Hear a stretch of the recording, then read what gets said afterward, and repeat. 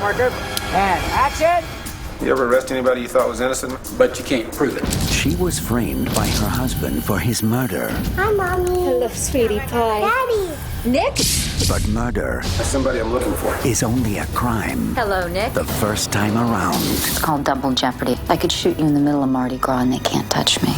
Tommy Lee Jones and Ashley Judd star in Double Jeopardy, a new thriller from acclaimed director Bruce Beresford.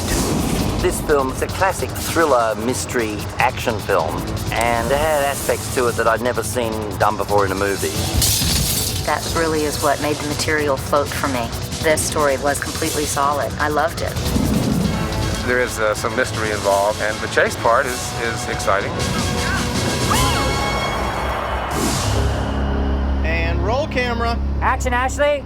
In this story, Judd plays a young wife whose future is full of promise. In Double Jeopardy, I play a woman named Libby Parsons, who is happily married with a beautiful young child. Oh, Maddie, look. She is the prettiest boat on Whidbey Island. It's very perfect and very happy. A life seemingly unperturbed by anything sinister. All right, pipe down, everybody.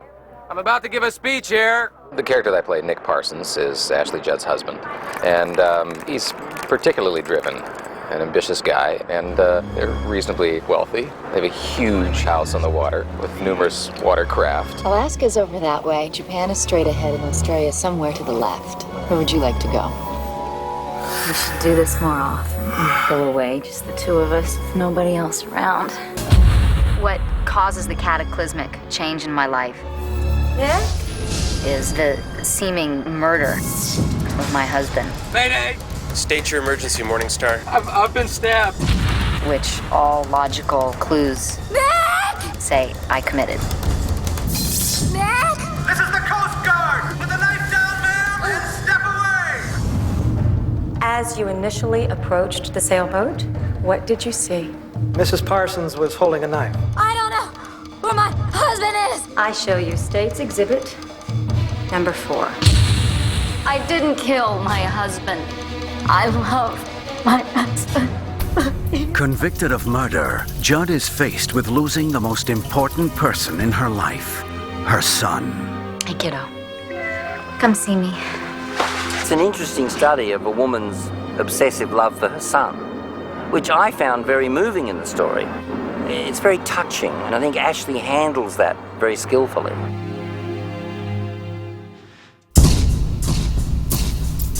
Sentenced to prison, Judd faces an uncertain future. She ain't gonna make it.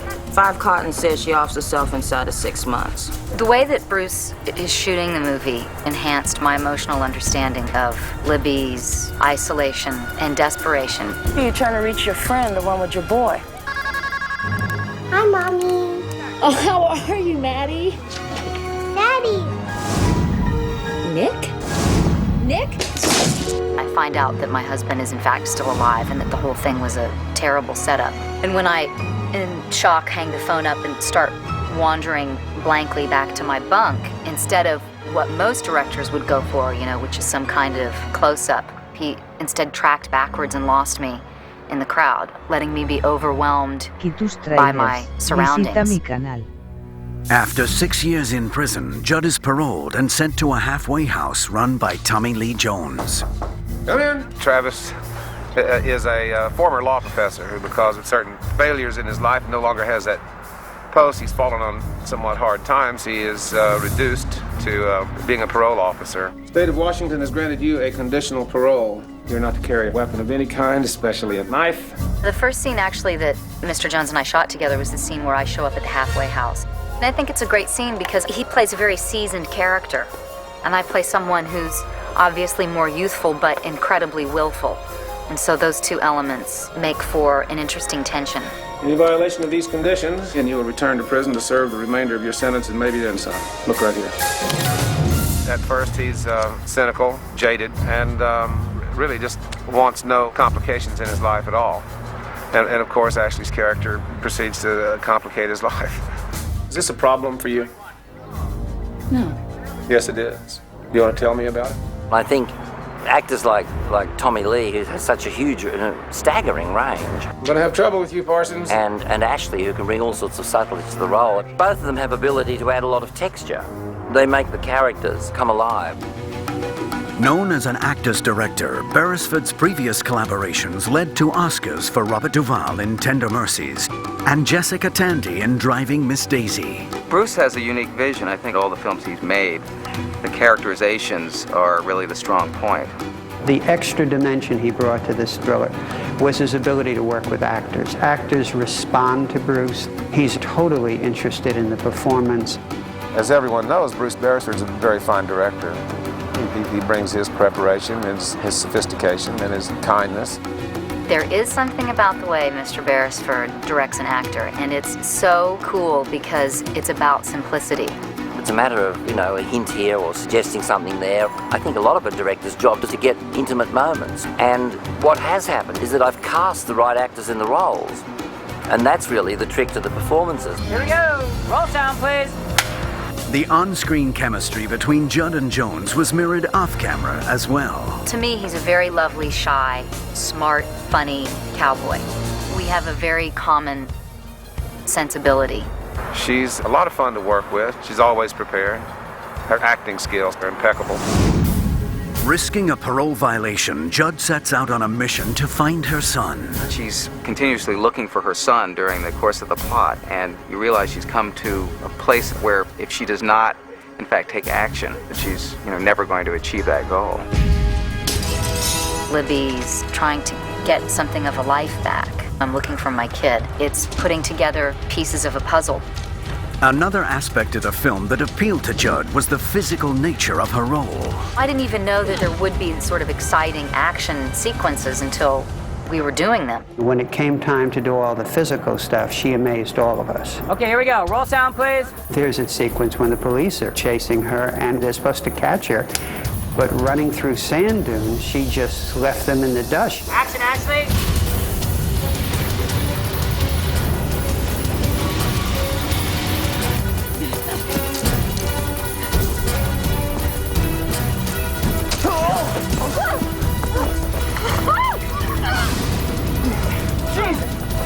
What are you doing here? Right? Pretty all right? Now back in custody, Judd is reunited with Jones, who must escort her back to prison. The ferry sequence involves Tommy Lee Jones and Ashley Judd returning to the mainland. You cannot know what it is like to sit in prison for 6 years and think of nothing else in the world but your son. And while on the ferry, he doesn't want to really talk to her. I'm going up top. He's incredibly aggravated with her. And so he handcuffs her to the outside door handle of the car.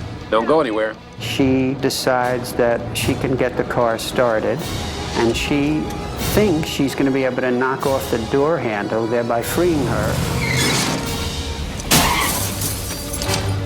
Beresford saw this sequence as an opportunity to create a unique action set piece.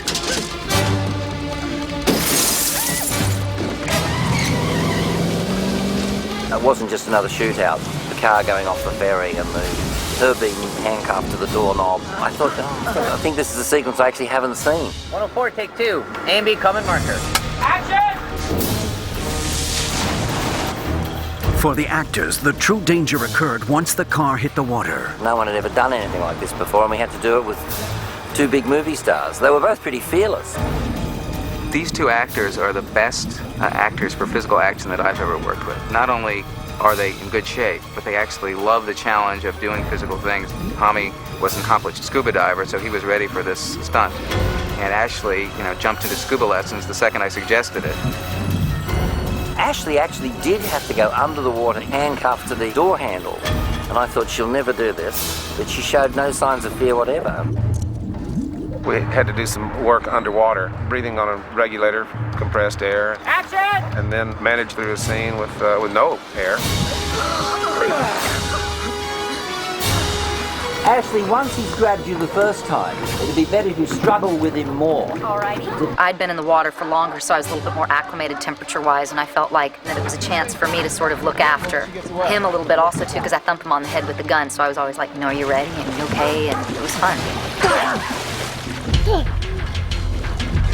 Once again on the run, Judd crosses the country in search of a husband and son. The trail leads to New Orleans. New Orleans, baby.